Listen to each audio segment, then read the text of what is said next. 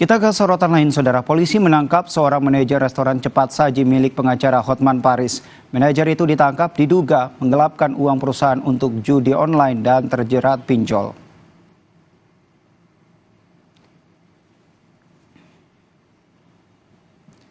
Inilah rekaman CCTV aksi manajer restoran yang membobol loker yang berisi uang jutaan rupiah. Tercatat, pelaku telah menggelapkan uang sebanyak 3 kali dengan total kerugian mencapai 172 juta rupiah. Selain melaporkan ke pihak kepolisian, kasus ini pun diunggah oleh Hotman Paris melalui akun media sosialnya.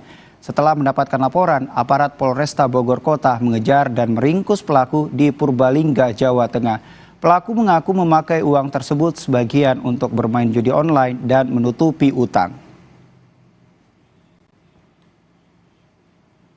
Yang bersangkutan mengambil uang tersebut tidak hanya satu kali saja, ya. Yang pertama 50 juta, yang kedua 90 juta, dan seterusnya.